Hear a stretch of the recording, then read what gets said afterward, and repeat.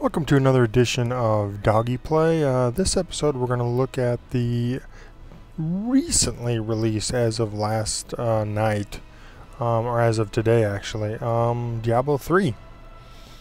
We're going to take a look at some of the classes that I've created, and then a little bit of gameplay and just kind of the basic frame mechanics of the game. Nothing too crazy, just to give you kind of a preview of what to expect and see if it's a game that you guys would like.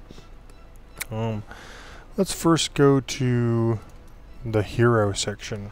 So this is kind of similar to MMOs, where you create your different characters, you create your alts, whatever you want to call it, with lingo from the MMO genre. But I've created one of each. There's 5 classes: Demon Hunter, Wizard, Barbarian, Witch Doctor, and Monk.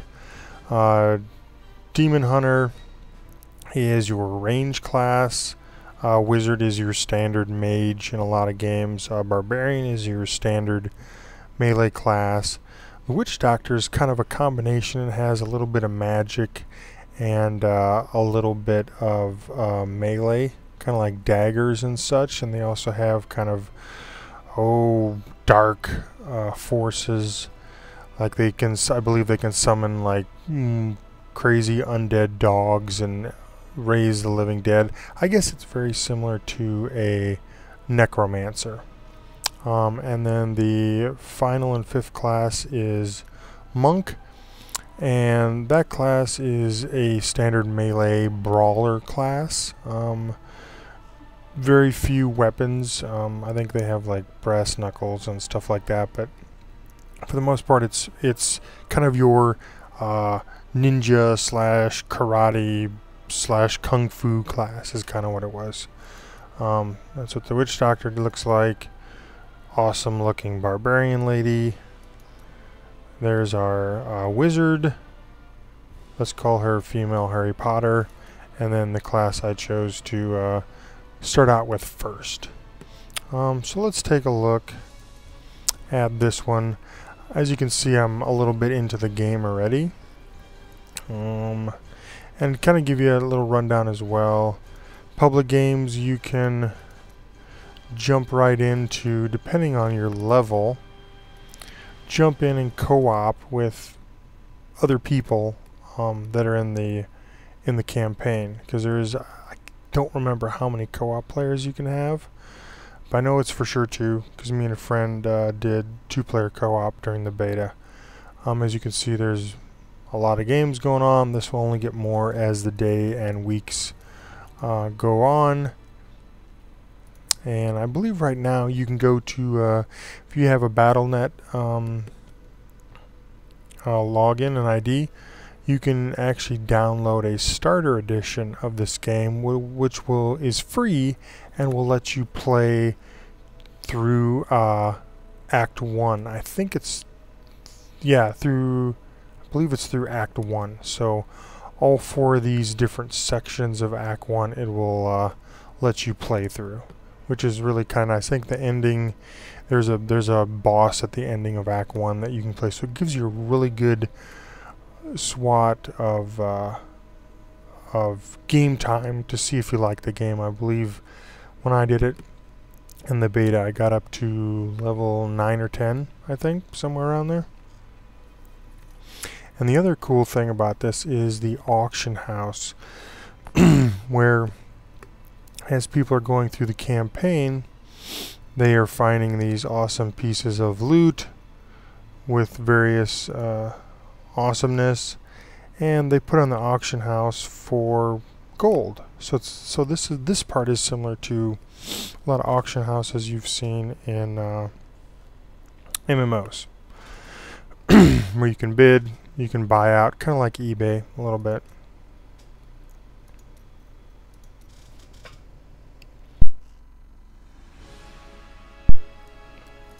Okay, so let's get back into the game here and give you a little preview of what's going on here.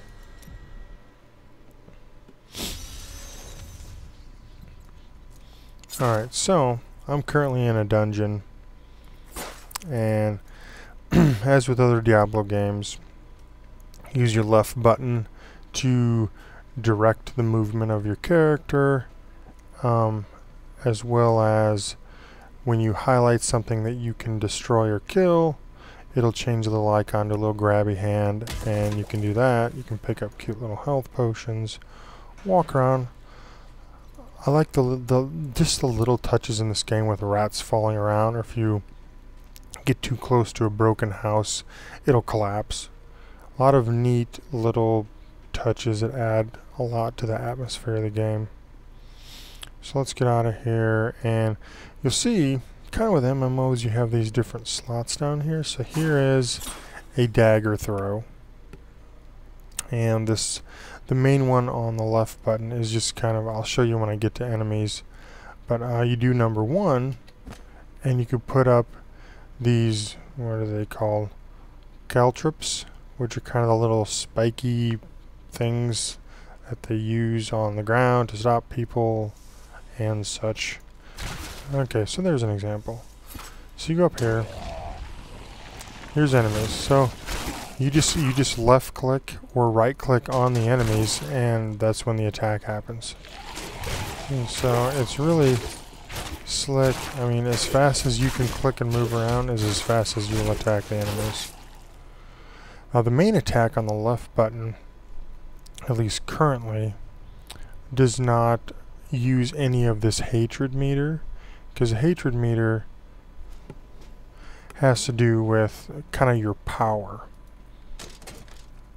and you have your tactical abilities is on this discipline meter, and over here is your life bar that gets replenished when you use these potions or you pick up potions that are drops from enemies, such like that. Here's kind of the skill tree. Here passive skills as you level up. Here's the primary stuff, the secondary, primary. You have a couple different ones, and I think as you go farther on, you get skill runes that will upgrade these primary ones as well. Entangling shot, let's go with that for now. Secondary, this is your throwing a knife, this is rapid fire, yada yada yada. All kind of standard defensive, hunting, devices, archery. So lots of progressing. I believe you can also, which is kind of nice too, as you unlock this stuff, as you unlock these, you can switch these on the fly. So if I go, I'm getting to this section, I can switch this. So you're not kind of tied into one skill or so. It just automatically unlocks, and you can switch between the two. Kind of how you do in some modern shooters where you switch classes, you know, between spawns and stuff like that. So that's kind of nice. And here's the inventory system, kind of standard for the old, older type of PC games. You got kind of a grid-based inventory storage. Bigger weapons have bigger grids, and you can move them around. And you can see they all fit in all these different spots on your character. Shoulders, head, neck, wrists, ring, fingers, bows. I think if you go this route, if you do a crossbow, then you have an option for a shield right there and such. And currently, like for different classes, you can still equip these melee weapons, but you can't use them because that's not the class you are. I tried to equip some of these higher end swords and axes, and it just doesn't do anything because your character in this case is a ranged character. So let's go back to the bow because that's the more powerful one, and it's nice that it compares the two, so that's really slick. Okay, so we're good there. Here's the journal log. Here's the quests, your current quests. Here's your different journals of stuff, kind of like the codex in some games. There's your user Q key to quickly get some health back. So let's just kind of mosey along here. There's a barrel, boom, barrel's dead. We'll just go a bit longer here because on these huge games it's so hard to show a good chunk of it, but you can at least show gameplay as it happens. So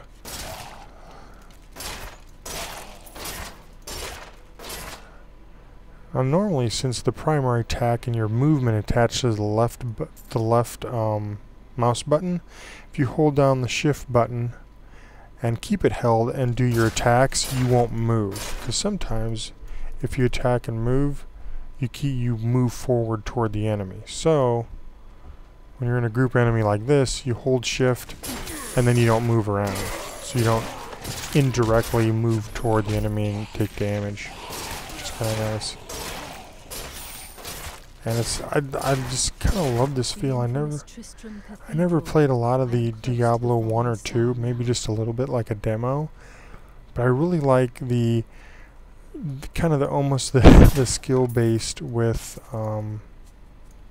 your mouse movements, because you could technically play the whole game with just your mouse for the most part.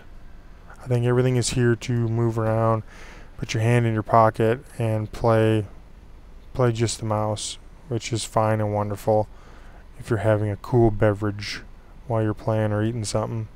But it's very simple controls, but it's very effective. And I just love the exploring, looking for gold, looking for stuff. I picked up some stuff a little while ago. Let's go to the inventory and see. Okay, so I picked up a new belt, but the belt I currently have is better, so I'm going to leave it like that. And then when I get back to the main town of Tristram, I'll go to the merchant and sell all my stuff for gold, and it's kind of like an MMORPG. You sell stuff, you keep stuff in your inventory. There we go. And as you can see, these environments are extremely detailed. I really get, and then these are kind of little portals. Kind of portal you down. See if we can find a couple awesome things for you guys. Some shoes. I don't think I have shoes yet. I might. Oh, the shoes I just picked up are better than what I have. So I right click, boom, it puts the shoes in there, real slick and wonderful. Got a little bit more protection. So this is where the star fell. My quarry must be near. And you got that. And you can, so you kind of have, other than your 1, 2, 3, 4 unlock abilities down here, you really have a primary and secondary attack, and those will get bigger. And that's nice too. I love that. You'll see more of that. I'll see if I can activate one down here when I see another one. Let's back up.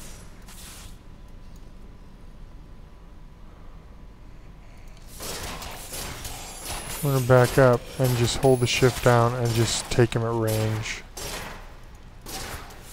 I used to really like the melee classes in a lot of these games in MMOs or RPGs like this, but I really have come to enjoy recently.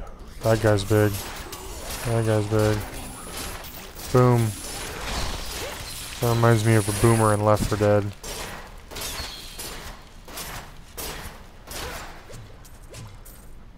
But recently I've been playing with a lot of magical or ranged classes, and I really have been enjoying those things. Because you get a lot more strategy with doing stuff like that, as opposed to just running in and meleeing the crap out of everything, which is fine too. But I just, oh, this is gonna be bad. That's in the back. The back.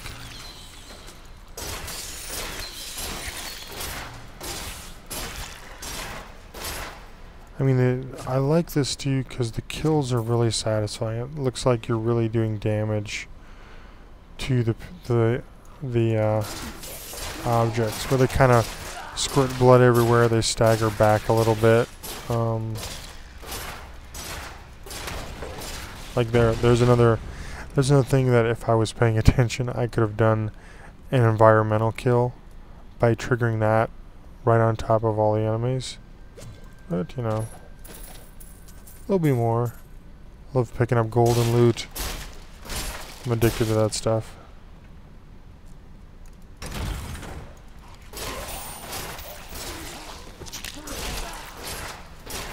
There'd be another example that I could have triggered this. See if I can do it.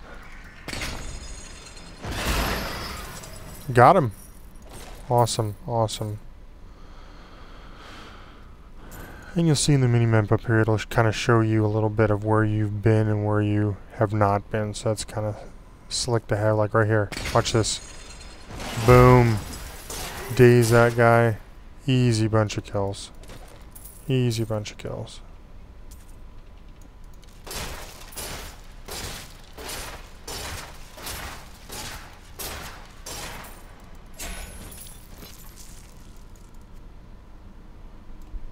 I think, from what I understood, the enemies are randomized, so if you play this through with a different character, you're not going to necessarily get the same enemies or in the same spot, which is kind of nice. Oh, that guy's not fun. There's his intestine worms. I love it's just unlimited fire, and it's as fast and as accurate as you can point it with the mouse. I really like that. Really like that.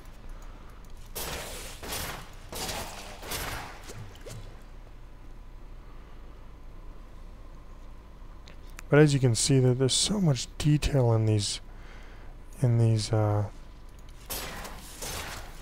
maps and areas and dungeons, and I'm really looking forward to going through the other acts in the game with different characters, see how they play. Because I played a monk in the beta, and he gets really powerful when you're right around like level 8 or 9. I'm sure. I think the cap on this game is level 60.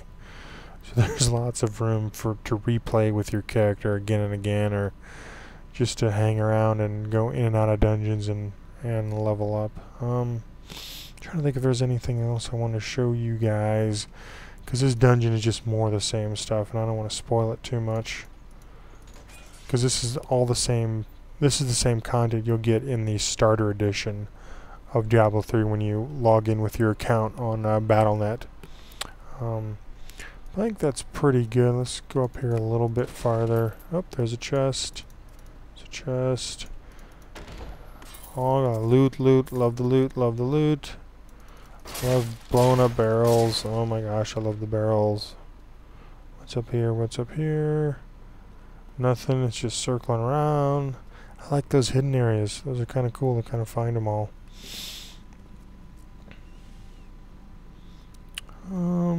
Let's go up here a second.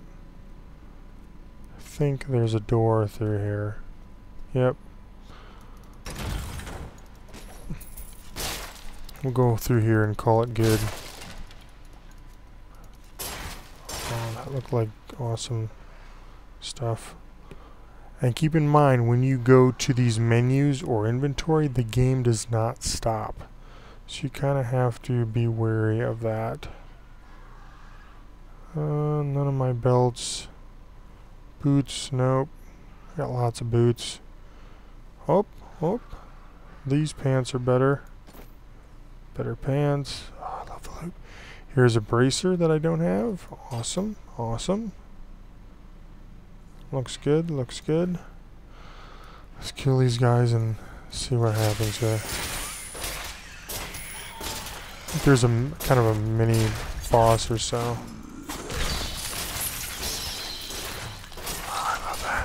So much detail, and if you can't see it in the video, this, you know, if I don't run this recording software and capture software on top of it, this game for me runs about 80 or 90 frames a second, so it's very smooth. And I got like a 1.5, 2-year-old video card, so I'm doing pretty good. I think it's very good at scales.